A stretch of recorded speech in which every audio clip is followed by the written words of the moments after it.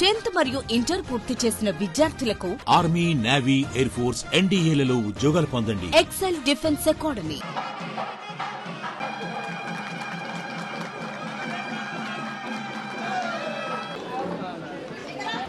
నిజంగా ఈ దేవాలయం దినదినాభివృద్ధి జరిగిందంటే ఈ ఘనత ఈ గణేష్ నగర్ అక్కాచెల్లెలకు, గణేష్ నగర్ అన్నదమ్ములకి దక్కుతుందని చెప్పి చెప్పుకోవచ్చు.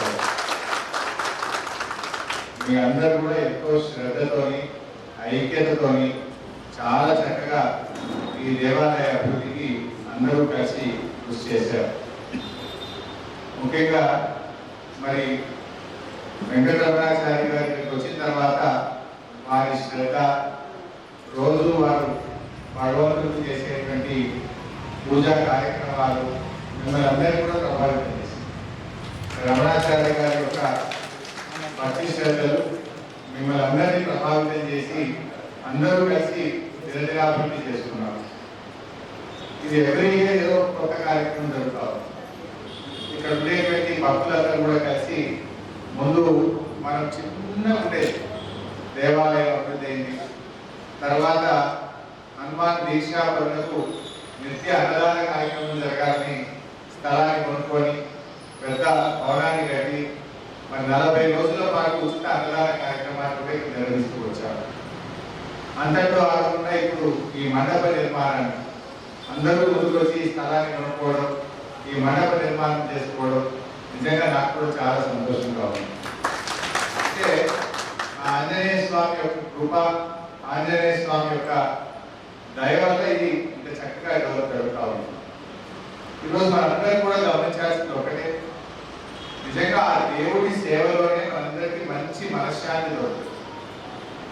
ఈ రోజుల్లో ఏమైపోయిందంటే ఈ సెల్ ఫోన్లు, ఆ యూట్యూబ్ ఛానళ్ళు, టీవీ ఛానళ్ళు, ఆ ఫోన్లలో వచ్చే రకరకాల మెసేజ్లు, ఆ వీడియోలు మనుషుల యొక్క మనసును ప్రశాంతంగా గుణిస్తలేదు, ఆగవారం చేస్తుంది. మనకి ఆగవారం అవుతుంది. మనకు కూడా అది చూసి ఇంకేందో ఏదో మనసు అంత నిశ్చలంగా ఉండలేకపోతుంది. కానీ అలా నిశ్చలంగా మనసుకు ఎక్కడైనా ప్రశాంతత దొరుకుతుందంటే ఆంజనేయ స్వామి యొక్క సేవలో దొరుకుతాం. ఆ దేవుడి దగ్గర కనీసం మనం ఆ ఫోన్ ఇంకా పడేసి వస్తున్నాం, లేకపోతే సైలెంట్ మోడ్ పెడుతున్నాం.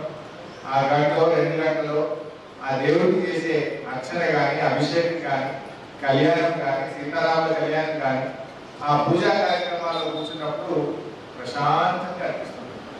ఆ రోజంతా కూడా ఎంతో మనసుకు ఒక గొప్ప ధైర్యం, ఒక తృప్తి, ఒక ప్రశాంతత అనేటువంటిది మనకు దొరుకుతా ఉంది.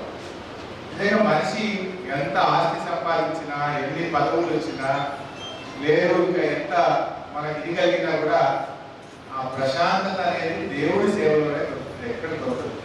ప్రతి మనిషికి మనసుకు ఏదైనా ఉల్లాసం కలుగుతుంది, మనసుకు ప్రశాంతత కలుగుతుంది, మనలో ఆత్మవిశ్వాసం కలుగుతుంది, ధైర్యం కలుగుతుంది అంటే ఆ భగవంతుడి సేవలోనే దొరుకుతుంది. అందుకే మనందరం కూడా తప్పకుండా సరే ఎవరి ఇష్టదైవాన్ని వాళ్ళు నమ్మవచ్చు.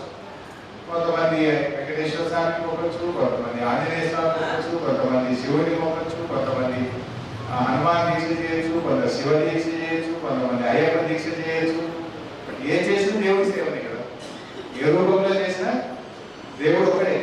ఆ భగవంతుడి సేవలోనే మనందరం కూడా, హిందువులందరం కూడా జీవిస్తూ ఉంటారు. ఇది చాలా మంచి కార్యక్రమం. ప్రతి మనిషి కూడా తప్పకుండా ఉదయాన్నే ఆ దేవుడికి పూజా కార్యక్రమాలు చేసి మంచి మనసుతో మనం బయటకు పోతే తప్పకుండా ఆ దేవుడి ఆశీస్సులతో అంతా కూడా మనకు మంచి కలుగుతుంది. మంచి అంటే కేవలం ఆ ఐశ్వర్యం దొరకడము, బంగారం కొనుక్కోవడము, ఆస్తి కొనుక్కోవడంలోనే మంచి కాదు కదా.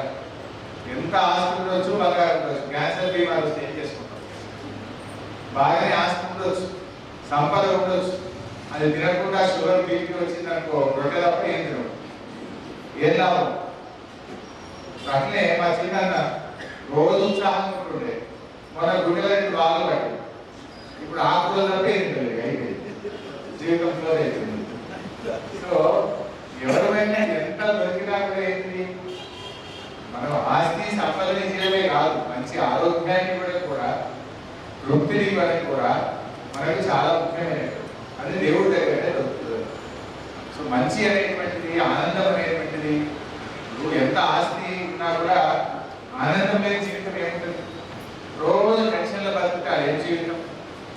తింటే అడగకపోతే అదేం జీవితం? రోజు చాలా గోళీలు కుట్టితే అది ఏం సంతోషం ఉంటుంది? వాటి అన్నింటినీ జయించగలిగే శక్తి ఆ దేవుడికి మాత్రమే ఉంటుంది. ఆ దేవుడి సేవలో మాత్రమే దొరుకుతున్నాం. ఇక్కడ మీరు గణేష్ నగర్లో ఇంత మంచి దేవాలయాన్ని డెవలప్ చేసి మనం ఆ స్వామి హనుమాన్ దీక్ష పరులకు సేవ చేయడం అంటే హనుమంతుడికి సేవ చేయడం. హనుమాన్ దీక్ష చాలా కఠినంగా చేస్తారు. ఎండాకాలంలో కాళ్ళకు చెప్పులు లేకుండా చాలా కఠినమైనటువంటి దీక్ష. అటువంటి దీక్షను తీసుకున్నటువంటి ఆ దీక్ష పరులకు మనం సేవ చేస్తుంటారు. నిజంగా అది భగవంతుడి సేవలో ఒక రకంగా చెప్పాలి. సో అట్లా చాలా మంచి కార్యక్రమాలు మీరు ఇక్కడ చేస్తూ వస్తున్నారు. నాకు కూడా ఎప్పుడు మా వెంకటరమణాచారి గారు పిలిచిన మీ కమిటీ, మా శేషు పూర శేష్ కుమార్ గారిని మీరందరూ ఎప్పుడు పిలిచినా కూడా నాకు కూడా తప్పకుండా ఇక్కడికి వచ్చి పూజ చేసుకొని ఆ దేవుడి ముందు కూర్చొని హనుమాన్ చాలీసా చదువుకుంటే నాకు కూడా చాలా బలవంతంగా అనిపిస్తుంది. చాలా సంతోషంగా ఇక్కడికి వెళ్తూ ఉంటాను. సో అట్లా చాలా మంచి మహిమ కలిగినటువంటి ఆంజనేయ స్వామిగా మన గణేష్ నగర్ ఆంజనేయ స్వామి గెలుచుకుంటా ఉంటారు. ఇది నిజంగా చాలా సంతోషమైనటువంటి విషయం.